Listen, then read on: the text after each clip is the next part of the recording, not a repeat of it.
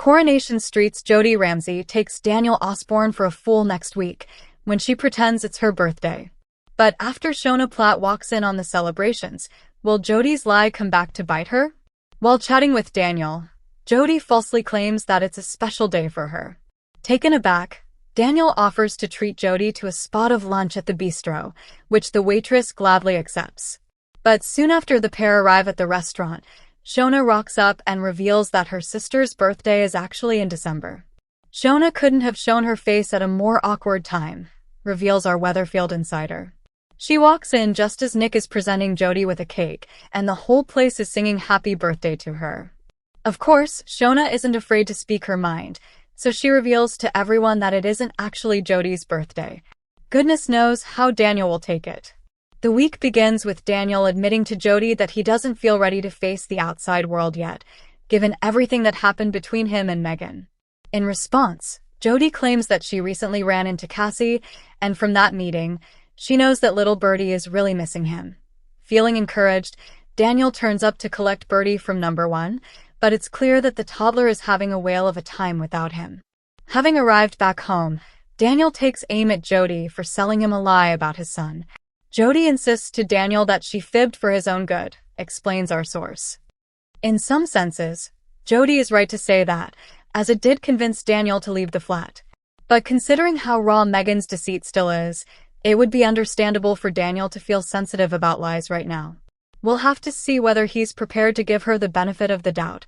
Later in the week, Nina draws Daniel and Jodie's attention to nasty online posts, claiming that not only did Daniel know about Megan's grooming of Will, but he was once guilty of grooming Summer.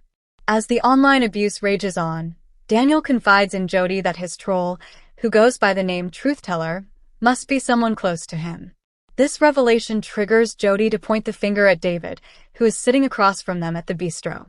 Has Jodie hit the nail on the head, or is she just hoping to stir up even more trouble for David and the Platts? In Weatherfield, secrets rarely stay buried for long, and when they do surface, it is usually in the most uncomfortable, chaotic, and public way possible. That truth comes crashing down once again as Coronation Street's Jodie finally finds herself caught out, and the fallout lands squarely in the middle of an already tense and emotionally loaded series of encounters with Shona Platt. Jodie had been playing a careful game for weeks. On the surface, she appeared harmless enough, friendly smiles, casual conversations in the cafe, and a knack for showing up exactly where she was least expected.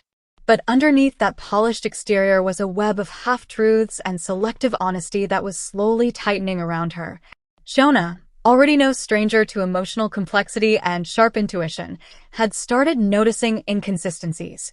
Small at first, missed details, contradictory stories, and an odd familiarity Jodie seemed to have with people she claimed not to know well. At first, Shona brushed it off. Weatherfield was a small place, after all. People crossed paths in strange ways. But suspicion has a way of growing roots, especially when it is fed by instinct. And Shona's instincts were rarely wrong. The tension finally reaches its breaking point in one of the most ordinary settings on the street, Roy's Rolls. It is here, surrounded by the hum of daily life and the smell of fresh coffee, that Jodie's carefully constructed image begins to crack. Shona enters the cafe mid-conversation. Jodie is already seated, leaning comfortably across the table with someone from the community, laughing just a little too easily. But the moment Shona steps in, something shifts. The laughter falters. The tone changes. It is subtle, but not subtle enough. Shona notices immediately. "Am I interrupting something?" she asks, her voice calm but edged with curiosity. Jodie's smile comes too quickly. Not at all. Just catching up. But Shona's eyes narrow slightly. The person Jodie is speaking with looks increasingly uncomfortable, glancing between the two women as if sensing the atmosphere turning thick and uneasy. And then it happens, the moment Jodie doesn't see coming. Shona sits down without being invited. "Funny," she says casually, "because I was just talking to Maria earlier, and she mentioned she'd never met you before last week." A pause. A beat too long. Jodie laughs, but it is hollow. "That must be a misunderstanding." Shona tilts her head. "Is it?" The cafe feels quieter now, even though life continues around them. Forks clink, chairs scrape, but the center of the room has narrowed into a tight circle of tension. It is not confrontation yet, but it is close. What makes the situation worse for Jodie is not just Shona's suspicion. It is the fact that Shona is observant in a way that is almost, but her voice has lost its earlier confidence. David leans slightly against the counter. Well, whatever it is, it looks like I've walked into something interesting. That only makes things worse. Jodie now feels the room closing in. Shona is not backing down. David is watching. And the casual witnesses in Roy's roles are now fully tuned in. Shona finally leans forward. You told me you didn't know her, she says, nodding toward the earlier conversation partner. But she remembers you just fine. In fact, she remembers meeting you months ago. The silence that follows is heavy. Jodie opens her mouth, but nothing comes out immediately. For the first time, her carefully controlled composure slips.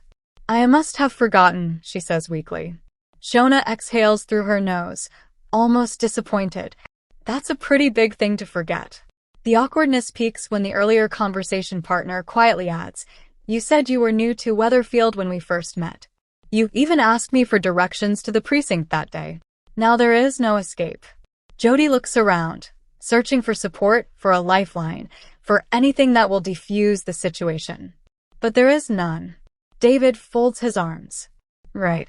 So either there's a lot of confusion going on, or someone's not being straight. That lands heavily. Shona doesn't raise her voice. She doesn't need to. Just tell the truth, Jodie. Whatever this is, it's already out in the open. And that is when the mask slips completely. Jodie's frustration flashes across her face. Quick, sharp, and unguarded. Fine, she snaps. You want the truth? You don't even know the half of it. The cafe goes still. Even David stops smirking. But just as quickly as it appears, Jodie seems to realize what she has done. Her expression tightens. The confidence drains away, replaced with something far more vulnerable. She stands abruptly. I don't have to explain myself to any of you. And with that, she leaves. The door swings shut behind her, but the impact of the moment lingers like smoke. Shona remains seated, watching the exit. David breaks the silence first. Well, that escalated. But Shona is not amused. She is thoughtful, concerned. Because beneath the awkward confrontation, she has seen something else, fear. Not just deflection or guilt, but genuine panic. And that changes everything. Later, as Shona walks along the cobbles, she cannot shake the feeling that Jodie is not just hiding something trivial. There is a deeper story there, one that has not yet been told. And in Weatherfield, those kinds of secrets rarely stay buried for long. Jodie may have escaped the cafe, but she has not escaped the consequences. Not really. Because now Shona is watching more closely than ever. Thanks for watching. Don't forget to like, comment, and subscribe to Coronation Street Scoop News Update.